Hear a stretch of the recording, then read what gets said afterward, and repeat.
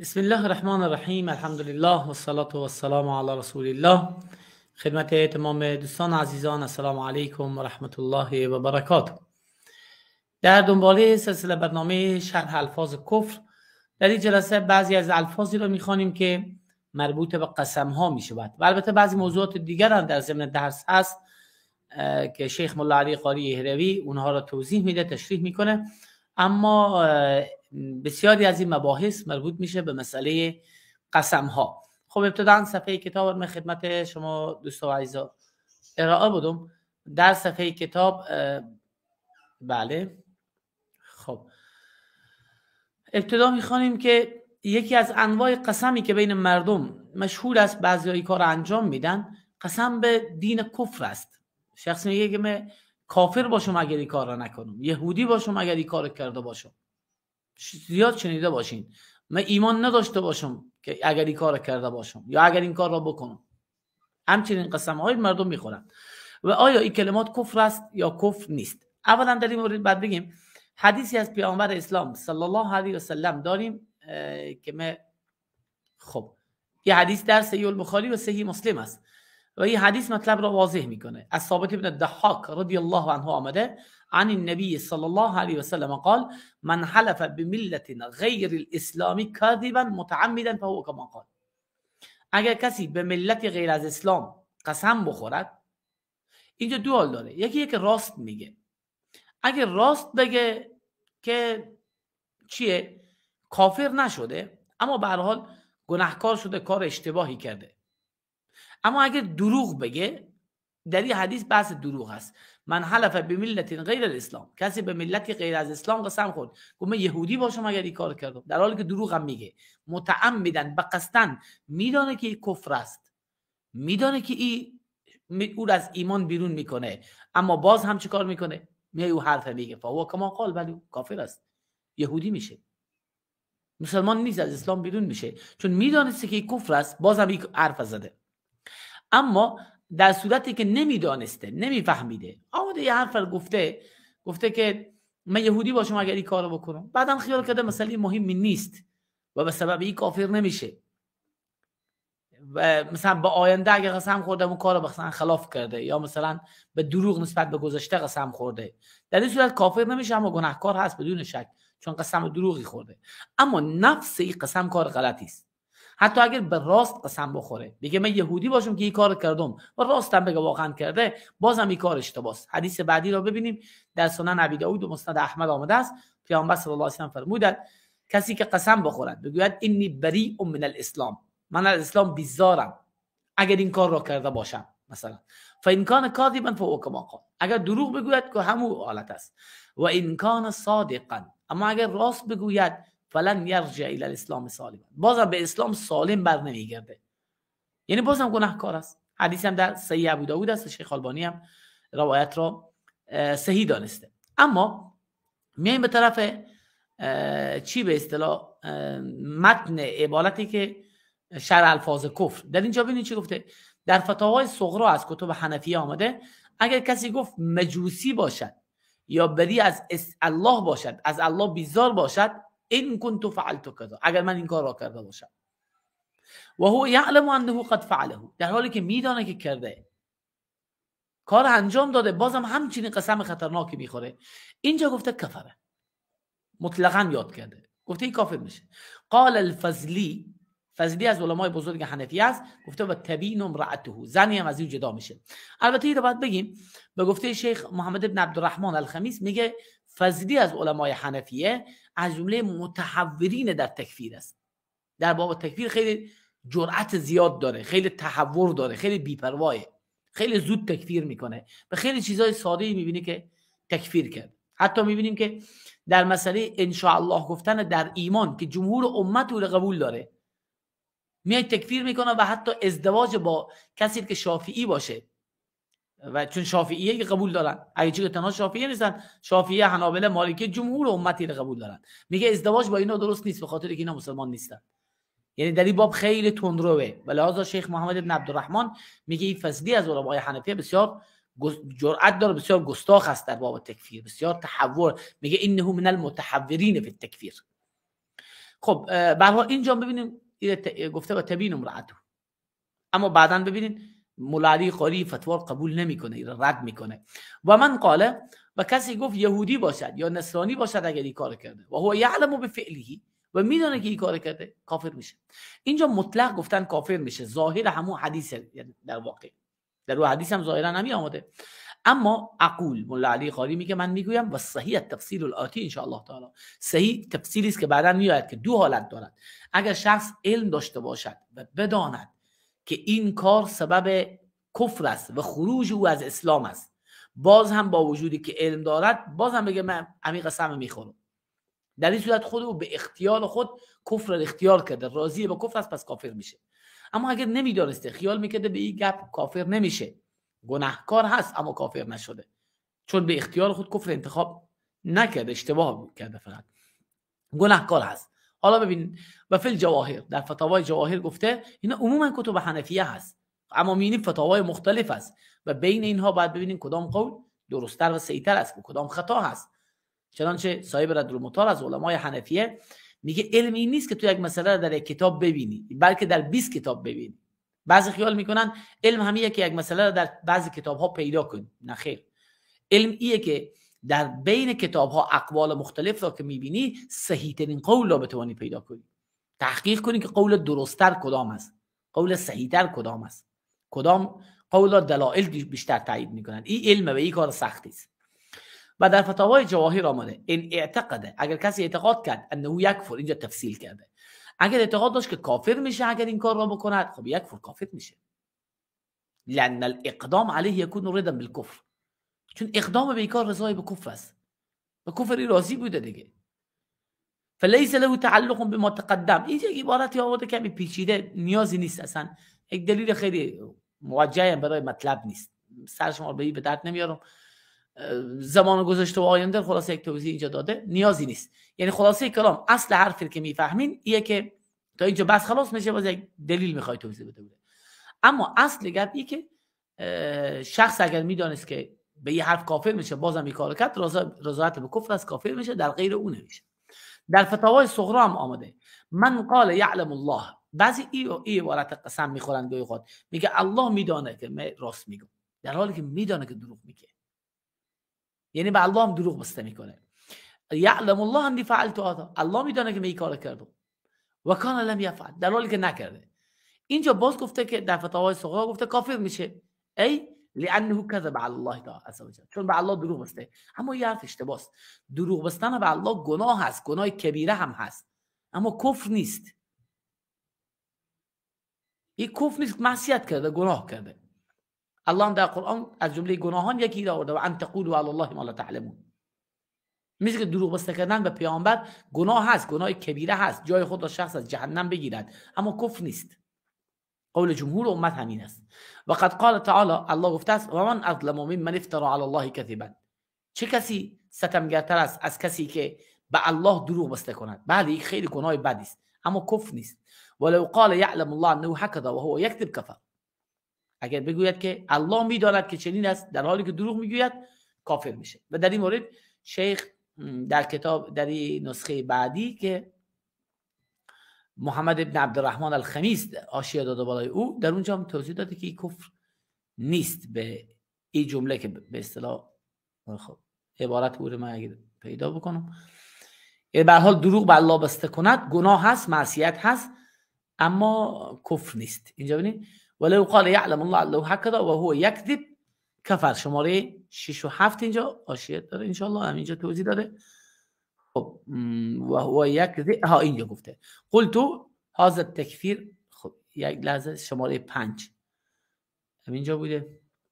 و من قال یعلم الله، بعد اینجاست یعلم الله انی فعلت کذا و کان لم یفعل کفر، میگه الله میداند که این کار رو من کردم در حالی که نکرده، و میگه این کفر است. اما در حاشیه میگه این قول غیر مبرهن است، هذا التکفیر غیر مبرهن، این میگه دلیل ندارد، لان غایه ما فی انه کذب علی الله، نهایت به الله دروغ بسته کرده و این گناه هست که گناه کبیره هم است، معصیت است، اما این کفر نیست. این دقت کنید.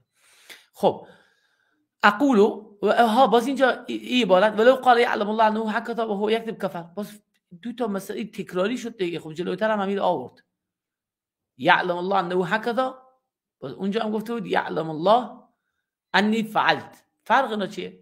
مولا علی قاری میگه فرق یکی اینجا فعل است اونجا قول است. الله میداند که من انجام دادم، الله میداند که من چنین هستم، انه هکذا فلان مسئله چنین بوده، مثلا این قول است و فعل است.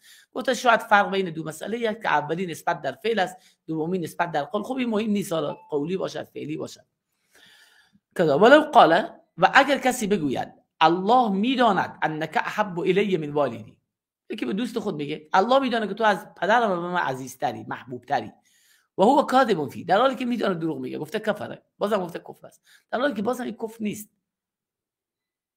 این کفر نیست، درش آخر دروغ گفته، گناه کبیره کرده.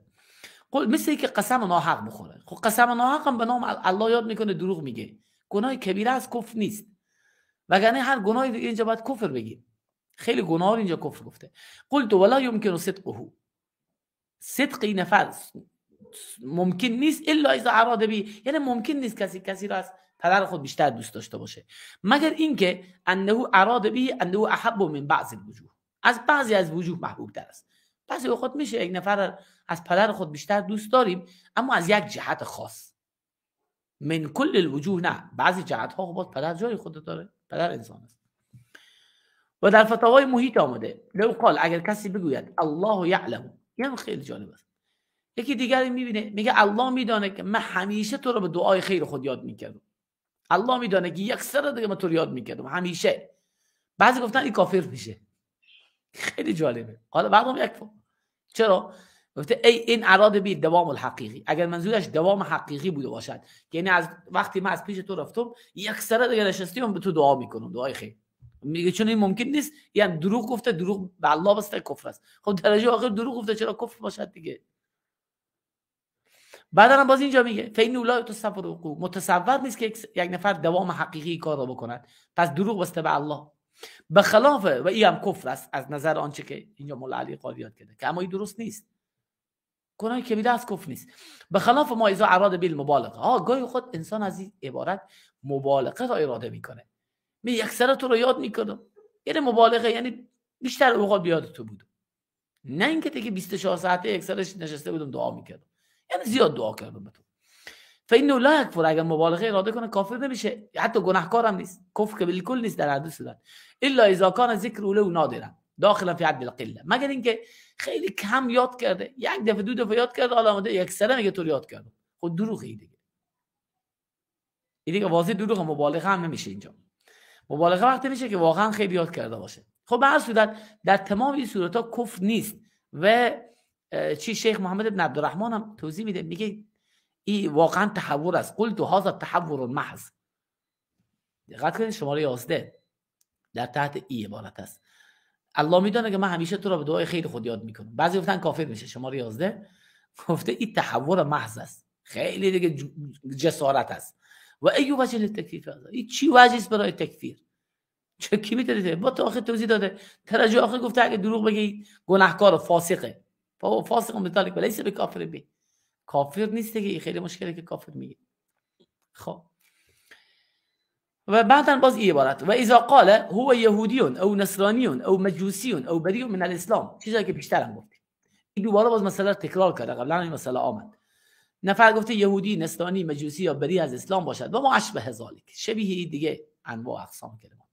اگر فلان کار را کرده باشد، به یک امری در مستقبل اگر قسم بخوره، دو داره، یکی اینه به زمان گذشته قسم بخوره که به زمان آینده. قسم در زمان آینده یمین منعقده میشه. منعقده یعنی چی؟ یعنی اگر همون کاری که گفته خلاف کرد، گناهکار میشه، معصیت کار میشه. حالا اگه قسم درستی باشه خانس میشه، باید کفاره بده. حالا که قسم درستی نبوده، به این شکل قسم خوردن ناجایز است، گناهکار میشه شخص. خب به هر صورت اگر این شخص این چنین نسبت به امری در زمان آینده قسم خورد، فهو یمین عندنا، این میگه در نزد ما در مذهب حنفی میگه قسم است. یعنی چی؟ یعنی اگه خلاف کرد باید کفاره قسم بدهد. باز در غیر مذهب حنفی خیلی علما به این نظر هستن که این کفاره قسم ندارد، فقط گناهکار و معصیتکار میشه، چون قسم فقط به نام الله است، این قسم معتبری نیست، فقط به این گناهکار شده. ولی مسئله معروفتون، میگه مسئله مشهور است و معروف. فین عطا بالشرط، میگه اگر او کار کرد، یعنی موافق قسم خود کار کرد، و عنده انه یکفر، در ببخشید ای که گفته من این کارو نمیکنم، گفت نمیکنم اما بازم رفت کرد، یعنی به خلاف قسم خود کار کرد و عقیدی او بود که بگی کافر هم میشه، چیزی که بیشتر تفصیل توضیح دادیم. یعنی میدونست که اگر این کارو بکنم کافر میشم، بازم کرد، کافر میشه. چرا؟ به خاطر اینکه کفر را به رضایت خود اختیار کرده. و این کان عنده، اما اگر به عقیده او چنین بود انه لا یکفر متى عطا بالشرط، اگر بره او کار انجام بده، چیزی که قسم خورده که نمیکنم بازم او کار را بکند، در این صورت چون نمیدانسته، نمیفهمیده که این کفر است، کافر نمیشه. و علی کفاره یمین، طبق مذهب حنفی به او کفاره قسم است لا غیر. اما بنابر قول بعضی دیگه اهل علم این است که این کفاره ندارد، فقط گناهکار شده و سالم به اسلام برنگشته و واجب است که از این نوع قسم توبه کند، قسم یا به نام الله و صفات الله یا هیچ چیز دیگه. و یکون قصد بذلك الكلام هو المبالغ عن الامتناع و تقویه، میگه قصد او ظاهرا دیگه به این کلام او بوده که مبالغه از امتناع باشد، میخوای خیلی خود مبالغه کنه که من این کارو نمیکنم، میگه یهودی باشم اگر بکنم، مبالغه هست دیگه. و تقبیح میکنه او کارو که من نمیکنم، این مقصد را لذالک المرام، یعنی این مقصد این کار. و این حلف به هذه الالفاظ، باز اگر این الفاظ را نسبت به یک امری در زمان گذشته قسم خورد، بازم دو حال داره، راست میگه یا دروغ میگه. اگر راست میگه که گناهکار است، کافر نشده، گناهکار است، سالم به اسلام برنگشته طبق حدیث سنن ابی داود. اما اگر دروغ گفته بود و عقیده بود که کافر نمیشه اگر دروغ هم بگوید، لا کفاره علیه، کفاره که ندارد. قول جمهور علما هم میگه کفاره ندارد، چون یمین قبوس است، گناه کبیره کرده که دروغ گفته و قسم به ناحق خورده. ای یقمس، قموس یعنی چی؟ یعنی صاحب خود را قوطه میدهد در آتش جهنم، چون یک گناه کبیره مرتکب شده. اما کافر میشه، خب با دو حال داره. فهو علی ما ذکرنا، بنابر آنچه که توضیح دادیم، اگر عقیده او بود که به این کافر میشه بازم کرد، کافر میشه. اگر عقیده بود که نمیشه، فکر میکرد به این کفر نیست، باز کافر نمیشه اما گناهکار هست، چی در زمان گذشته چی آینده. توضیح داده. چرا؟ دلیل اولیه لانه رضا منه بالکفر، چون به اختیار خود انتخاب کند، بداند هم با علم اختیار کرده، رضا به کفر است و رضا به کفر است و علیه فتوا، و همین قول قوی‌تر و درست‌تر هست. ولو قال، هم تمام. حالا یک نوع قسم دیگه، بعضی اوقات ما داریم که نفر قسم میخوره به نام غیر الله. خب اولا قسم به غیر الله درست نیست. میگه به سر تو قسم، به روح تو، به جان تو. زیاد داریم، به سر بچه خود دارم، به کعبه قسم، به پیغمبر قسم، به روزی، به نان قسم، قسم های عجیب غریبی بعضی میخورن، به هر چیزی، به آسمان و زمین قسم، هر چی. الله متعال به اشیاء مختلف قسم میخوره، اما ما حق نداریم به غیر الله و صفات الله قسم یاد کنیم، منع شده. حالا ببین در این مورد من اول احادیث به شما نشان بدم. در اینجا احادیث متعدد داریم از ابن عمر رضی الله عنهما در روایت بخاری و مسلم. پیامبر صلی الله علیه و آله فرمودند الا آگاه باشید، من کان حالفا، هر کس از شما قسم میخورد، فلا یحلف الا بالله، قسم نخورد مگر به نام الله. فکانت قریش تحلف بآبائها، قبیله قریش به پدران خود قسم یاد میکردند. فقال لا تحلفوا بآبائکم، پیامبر گفت به پدران خود قسم یاد نکنید. در روایت دیگر در بخاری و مسلم آمده، پیامبر صلی الله علیه و آله فرمودند من کان حالفا فلیحلف بالله، هر کس قسم میخوره به نام الله قسم خورد، او لیصمت یا سکوت کند. پس هر نوع قسم دیگه غیر از قسم به الله ناجایز و نادرست است. حتی مثل نفر گفته من به یهودی باشم یا نصرانی باشم، حتی اگه راستم بگه، اینا درست نیست. ولهذا ابن عبدالبر گفته علما اجماع دارند که یمین به غیر الله مکروه است. حالا مکروه تنزیهی یا تحریمی توضیح میدیم. منهی عنه، نهی شده، جواز ندارد. جواز ندارد معلوم میشه مکروه منظور معنای لغوی است، یعنی چیز بد برده شده است، نادرست است، ناجایز است، جواز ندارد قسم به او به هیچ کس. در التمهید خود گفته. شیخ الاسلام ابن تیمیه رحمه الله گفته حلف به مخلوقات، قسم به مخلوقات، مثل قسم به کعبه، به قبر شیخ، به نعمت سلطان، به شمشیر، به فلان و فلان، فما اعلم بین العلماء خلافا، اصلا بین علما میگه من اختلافی نمیشناسم که این یمین مکروهه ممنوع منهی عنه. ابن عبدالبر هم اجماع گفته مکروه یعنی بد برده شده است، منهی عنه است. و حلف بها لا یوجب هنتا ولا کفاره، و اگه به او حانس بشی کفاره ندارد. این قسم به غیر الله هست، کسی به سر بچه خود قسم بخوره کفاره نداره، خلاف بشه. چون این قسم مدار اعتبار نیست. اما این قسم حرام است یا مکروه کراهت تنزیهی است؟ کدام یک؟ دو نظریه میگه اینجا است. فی قولان فی مذهب احمد و غیره، در مذهب امام احمد ابن حنبل دو قول آمده. صحیح تر این است که حرام است. دیگه مذاهب هم اکثریت بر همین نظر هستند که این حرام است. ابن قیم رحمه الله گفته از جمله گناهان کبیره، بلکه این از گناهان کبیره دانسته. گفته حلف به غیر الله هست. چرا این کبیره گفته؟ چون این در احادیث دیگر شرک گفته شده. گفته به خاطر که پیامبر گفته من حلف به غیر الله فقط اشرکه. در یک حدیث این چنین آمده. این حدیث در سنن ابی داود است. اینجا ببینید سمعت رسول الله صلی الله علیه و آله یقول من حلف به غیر الله فقط اشرک. در ابو داود ترمذی آمده، حدیث حسن است. شیخ البانی در ارواء الغلیل تصحیح کرده. پس لحاظا شرک گفته شد بازی گناه کبیره میشه دیگه. اما این شرک اصغر است یا شرک اکبر؟ هر کدام میتونه باشه، بنابر نیت شخص برمیگرده. اگر نیت شخص این بود که بس مثلا میگه به پیغمبر قسم، منظور اینه که پیغمبر به اندازه الله بزرگ است و مقام و منزلت پیغمبر و الله با هم برابر است، این کفر است. این چنین تعظیمی، یعنی پیامبر به اندازه بزرگ است که میشه به اسم او قسم خورد، میشه که به اسم الله قسم خورد. این شریک الله درست کرده. این فقط اشرکه. شرک هم شرک اکبر. یا اینکه شخص میگه به جان تو قسم، یعنی تو به مثل الله برای من بزرگی، این کفر اکبر است که البته غالبا مردم این نیت ندارن غالبا. و یکی که نه این نیت را ندارد، این تعظیم را قصد ندارد، فقط یه حرف میگه، در این صورت باز شرک اصغر است و گناه است. شرک اصغر گناه کبیره میشه و خیلی خطرناک است و لذا باید که از همچنین قسم‌های پرهیز کرد. در دنبال همین توضیح داده، گفته که و یکون الحلف به غیر الله شرکا اصغر، باز قسم به غیر الله شرک اصغر است اگر به مثل این تعظیم و بزرگداشت نرسد. چنانچه شیخ ابن عثیمین توضیح داده، فتاوا لجنه دائمه، علمای دیگری مطلب را تشریح کردند و توضیح دادند. خب حالا اینجا بعد از اون توضیح برمیگردیم به خود کتاب. ولو قال بالله و بروحک، و به الله قسم، و به جان تو قسم، به روح تو یعنی جان تو، او به رأسک، به سر تو قسم. بعضی مشایخ گفتن کافر میشه. چرا؟ ما گفتیم اونجا کافر به شرط میشه که تعظیم به اون شکل بکنه، شرک اصغر اکبر. اما اینجا گفته حیث عطف غیر الله سبحانه علیه، چون غیر الله را به الله عطف کرده و شارک او فی تعظیم لدی، شریک گردانده در بزرگ داشت. اما یک مشکل هست که در اینجا برمیگرده به اعتبار نیت شخص، که نیت او واقعا همین تعظیم اگر بوده کفر اکبر است، اگر نه باز شرک اصغر است که بیشتر هم توضیح دادیم. شرک اکبر نیست، شرک اصغر میشه. ولو قال بالله، اگر نفر باز گفت به الله قسم و به تراب قدم و به خاک پای تو قسم، اینجا گفته یک کفر است. عند الکل در نزد همه علما. چرا؟ علمای مذهب حنفی منصور اینجا گفته لأن فی الاولین ما یشعر بتعظیم الله تعالی فی الجمله، میگه چون او قسم اول به نوعی تعظیم الله و بزرگداشت الله هست، در اینجا که به الله توهین میکنه دیگه. به الله قسم و به خاک پای تو قسم، این توهین به الله متعال میشه.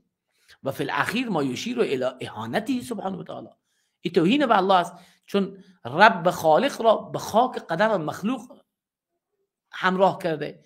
و ما للتراب و رب الارباب، خاک کجاست و پروردگار ارباب کجاست، رب الارباب کجاست.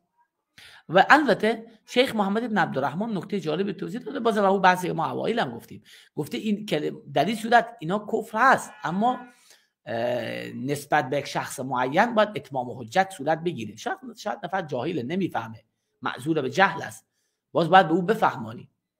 اگر از نافهمی کرد علی تعیین باز گفت تکفیر نکنیم. باز همون بحث تکفیر مطلق و معین که بارها برای شما دوستان توضیح دادم در ضمن این سلسله برنامه.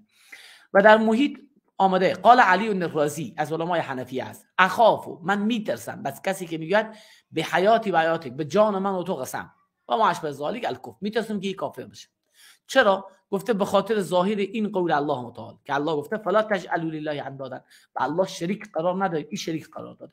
البته قبلا توضیح دادیم که برمیگرده به نیت شخص، برمیگرده به نیت، و البته باز مسئله اتمام حجت و این مسائل هم تشریح کرد. و همچنین این حدیث هم دلیل آورده، من حلف به غیر الله فقط اشرک، حدیث سنن ابی داود و ترمذی قبلا تشریح کردم. ولکن لما کان الحالف، این هم توضیح میده بعدا، میگه یک نکته هست که کسی که چنین قسمی میخوره اراد مجرد تعظیم نفسی، مجرد تعظیم و بزرگداشت خودت میکنه، یعنی من برای تو خیلی عزیزم یا تو برای من خیلی عزیزی، یا نفس مخاطب رو در جمله میخواد بزرگداشت کنه. هدف او مقابله و مشارکت به الله نیست و غالبا هم واقعا مردم هم چنین هستند.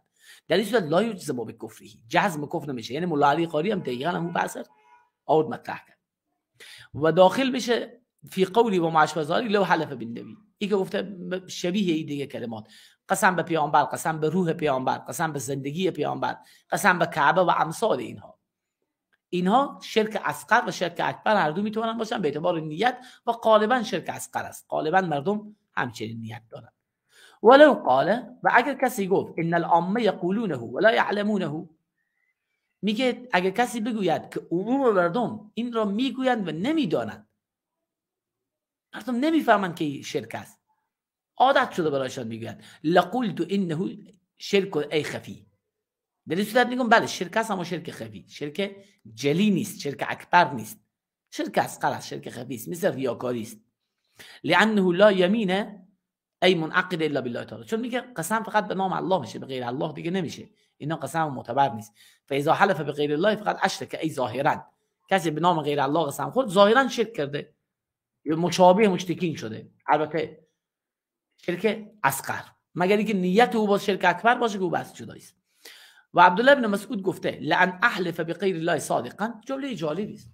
گفته اگر من به نام غیر الله، مثلا به پدر خود یا به پیامبر و خانه کعبه به راستم بگم قسم بخورم، به راست قسم بخورم، اشد و انکر، به سرم از شدیدتر و بدتر است نسبت به اینکه به نام الله به دروغ قسم بخورم. یعنی دروغ به نام الله بخوره، ببخشید قسم به نام الله به دروغ بخوره، میگه این آسانتر است برای من نسبت به اینکه به نام غیر الله به راست قسم بخوره. یعنی قسم غیر الله قدر بده که از یمین قموس، یعنی بدتر است. به نام الله به دروغ قسم خوره یمین قموس میشه، از بزرگترین گناهان کبیره. میگه این از او بدتر است، این که به نام غیر الله قسم بخوری. یا گفته لعن احلف بالله کاذبا، این که قسم بخورم به نام الله به دروغ، احب الیه، این به من محبوب تر است من ان احلف بغیر الله صادقا، از این که به نام غیر الله به راست قسم بخورم. روایت را عبدالرزاق در مصنف خود روایت کرده و هیثمی گفته رجال و رجال صحیح، یعنی سندم سند صحیح است. قلت و هذه روایت صریحه، مولا علی قاری میگه من میگویم که این روایت صریح است در عدم کفر کسی که به غیر الله قسم بخوره، کما لا یخفی. میگه از این معلوم میشه که پس چون با یک گناه کبیره مقایسه میشه، پس معلوم میشه کفر نیست، گناه هست، معصیت هست. و در فتح تمام شد. تا اینجا دوستا مباحثی بود که به قسم ربط داشت. تمام. از این به بس مباحثی که میاد دیگه به قسم باز ربط ندارد. اینجا گفته در فتاوای صغرا آمده یکی به دیگری میگوید ای بار خدای من، به زبان فارسی. ببینید کلمه بار خدای به معنی بزرگ هم استفاده میشه، بزرگ، اما غالبا این کلمه نسبت به الله متعال استفاده میشه غالبا. و لحاظا اگر کسی نسبت به غیر الله بگوید ای بار خدای من، او رو به خود خدا درست کرده، معبود درست کرده. و کان عالما بالمعنا و قاصدا به کفر، اگر بدانه که معنای کلمه چیست، قصدم داشته باشه، این کافر میشه. یعنی با قصد، با فهم، با درک حرف زده. اما اگر باز نمیفهمید، جاهل بود، معنای کلمه رو نمیفهمید، درست درک نکرده بود، باز اینجا کافر نمیشه. ابوالقاسم از علمای بزرگ حنفیه است، گفته در فتاوای ظهیریه آمده و اکثر المشایخ علی انه یکفر مطلقا، میگه اکثر مشایخ حنفیه گفتن که مطلقا کافر میشه. علم المعنى و لم یعلم. این خیلی فتوای جالبی است. یک نفر اگه به دیگری بگه ای بار خدای من، حتی معنای همین کلمه رو نفهمه، یعنی مثلا شما به یک انگلیسی زبان این جمله رو یاد بدین ای بار خدای من، بگید این بگو، معنای رو نمیفهمه، این بگو معنای سلام علیکم به زبان فارسی میده. و هم به دیگری گفت ای بار خدای من، خیال کردی معنای سلام علیکم میده، گفته کافر میشه. شما فکر کنید که چقدر دیگه تحور در باب تکفیر است. یعنی گفته یک فرو مطلقا، علم المعنى و لم یعلم، بداند یا نداند، قصد و لم یقصد، قصد کند یا نکند. مولا علی قاری میگه برادر نکن، قلت هذا مشکلی، خیلی مشکل است. یه حرف درست نیست. لانه اذا سمع کلمه عجمیه، یکی آمده کلمه عجمی، کلمه‌ای که نمیدانسته، برای او گنگ و ناخوان بی مفهوم بوده، او رو یاد گرفته ولم یعلم معناها، معناهاش نمیدانسته، او رو استعمال کرده، مثل استعمال اعجام فی المخلوق، مثل که لغت‌های نادانسته به زبان خود تکرار کنیم. و وفق مقتضای او خلاصه آمده تلفظی کرده. کیف یکفر، چگونه کافر بشه؟ ما انه لم یقصد ما یقتضی فحواها، در حالی که فحوای کلام را اصلا قصد ندارن، چگونه بگیم کافر بشه؟ ثم رأیت فی منهاج المسلین، بعدا در کتاب منهاج المسلین من دیدم مسائل منها، عده مسائل. یکی این است ان الجاهل اذا تکلم بکلمه الکفر، اگر جاهلی کلمه کفر را بگوید نمیدونه کلمه کفر است، کلمه میگه نمیدونه، ولم یدری انها کفر، نمیدونه که این کفر است. قال بعضهم، بعضی گفتن لا یکونو کفر و یعذر بالجهل، معذور به جهل خود شمرده میشه. و بعضی گفتن یسیر و کافرن، کافر میشه. اینو متوجه باشه، اینجا دو قول نقل کرده. و منها، و از جمله مسائلی که در این کتاب منهاج المسلین آورده، انه اذا عطا بلفظه الکفر، اگر کسی کلمه کفر را گفت و هو لا یعلم انها کفر، نمیدونه که کلمه کفر است، الا انه عطا بها عن اختیاری، اما اختیاری گفته، نمیفهمی چی معنا میده، اصلا نمیفهمی کفره، این در نزد عامه علما گفته کافر میشه، خلافا للبعض، ولا یعذر بالجهل، معذور به جهل نیست. اما یه حرف درستی نیست، یه حرف صحیح نیست. شخص که نمیدانه معذور است، چگونه آدم چیزی نمیدانه ما حکم کفر رو بکنیم؟ الله رو قبول داره، رسول قبول داره، آخرت قبول داره، دین قبول داره، نماز میخونه، طاعت الله میکنه، حالا یک کلمه گفته که نمیفهمه این کفره، در اینجا نباید حکم کفر بشه. باید برای او تفهیم بشه که این کلمه کفری است. و لحاظا علما بارها تذکر دادن در جاهای مختلف که بعضی اوقات میشه کلمه کفری است، شخص میگه اما او نفر کافر نیست، چون مانع تکفیر وجود دارد. و در درس‌های اولیه توضیح دادم اینجا مانع تکفیر ندانستن معنای کلمه است. و منها ان من اعتقد الحرام حلالا، این بحثم تمام. و منها ان من اعتقد الحرام، یک نفر اگر حرام رو حلال بداند کافر میشه. خب ما و شما قبلا خوندیم که به شرطی حرام قطعی ضروری دینی باشد، به این معنا که به دلیل قطعی ثابت شده، محل اختلاف نباشد، و دوم اینکه این حرام برای همه واضح و روشن باشد، یک مسئله پیچیده و پوشیده نباشد یا مسئله اختلافی نباشد.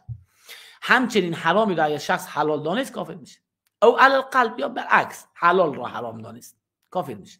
اما اذا قال، اما یک صورت جالبی اینجا توضیح میده، واقعا حرف زیبایی است.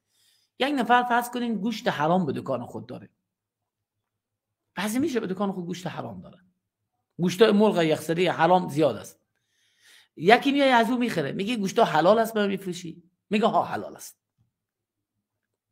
حالا اینجا کافر میشه این آدم، حرام حلال گفته. توجه کن اینجا یک ظرافت خیلی قوی اینجا وجود داره که به این مسئله کافر نمیشه.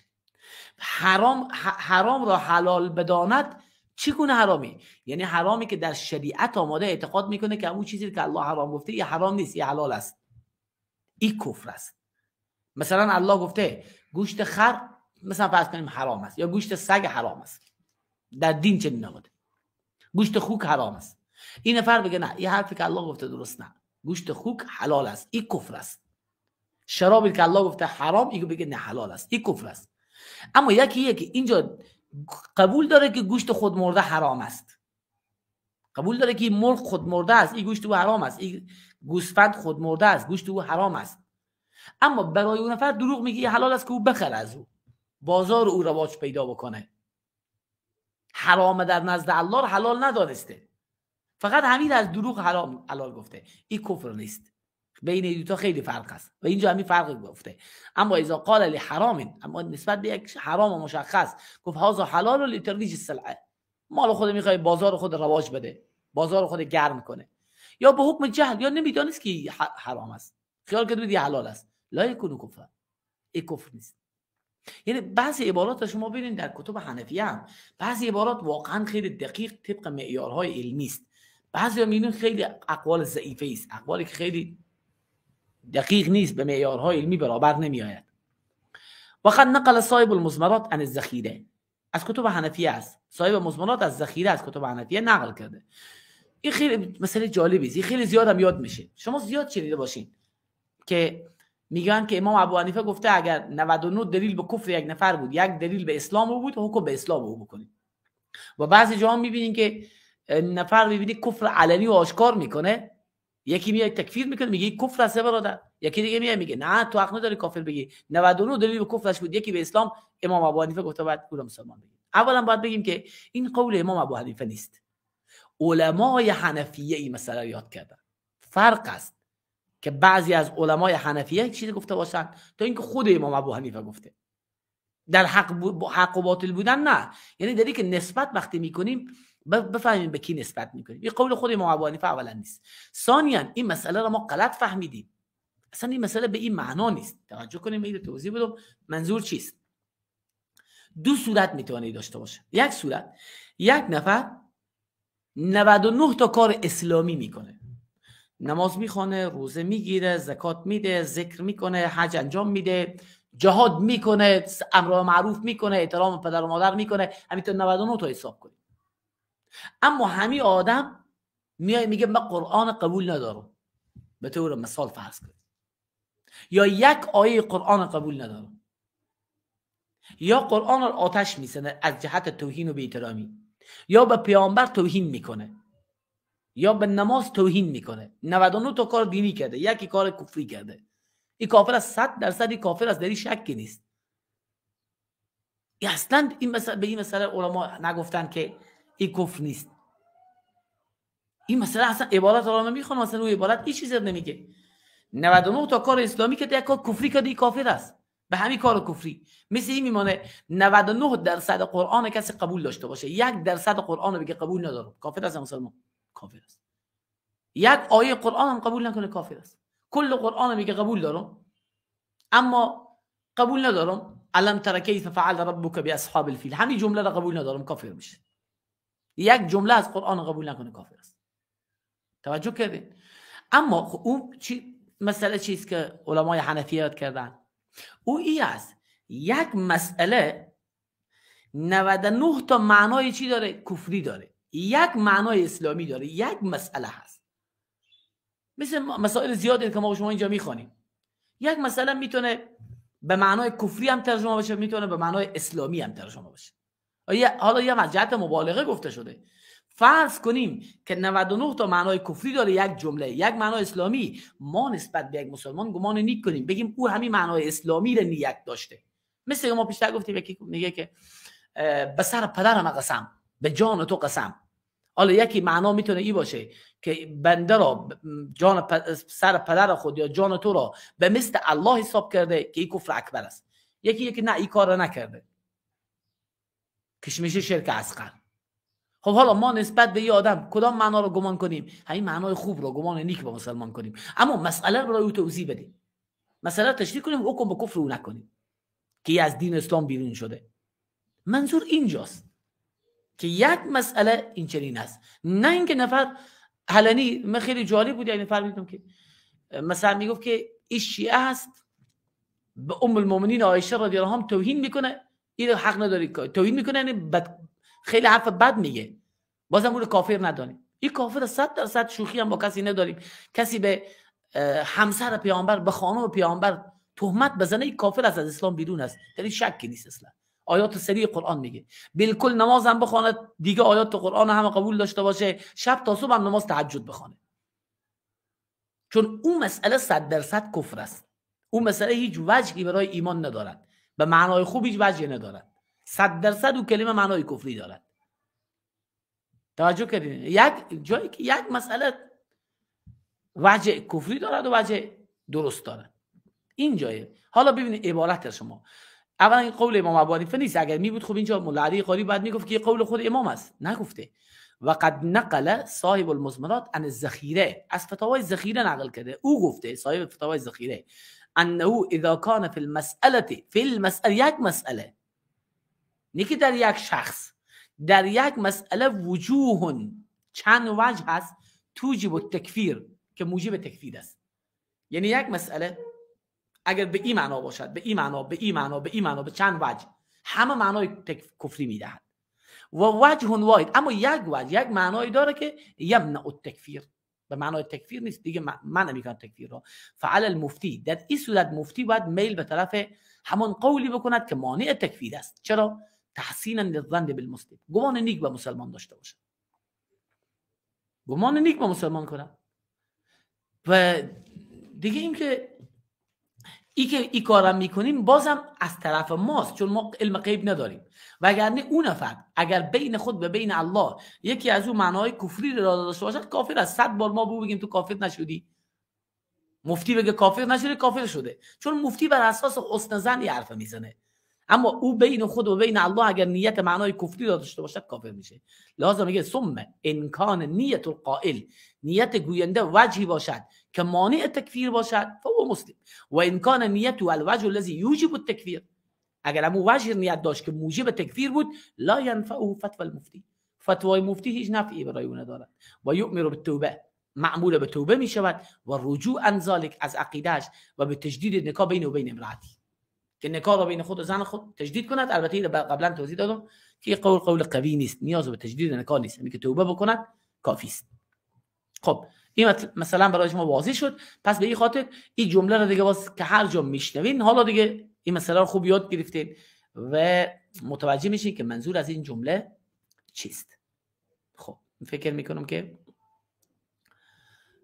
به همین اندازه کافی است و بعداً باز عبارات دیگری داریم که در جلسه بعدی بخوانیم ان شاء الله. بله خب مسائل بعدی در جلسه بعدی ان شاء الله میخوانیم. الله سبحانه و تعالی همه ما و شما را حفظ کند و بر صراط مستقیم داشته باشد و توفیق دهد که زبان خود را از کلمات نادرست و ناجایز حفظ کنیم. شب و روز شما خوش. سبحانك اللهم بحمدك اشهد ان لا اله الا انت استغفرك و اتوب الیک.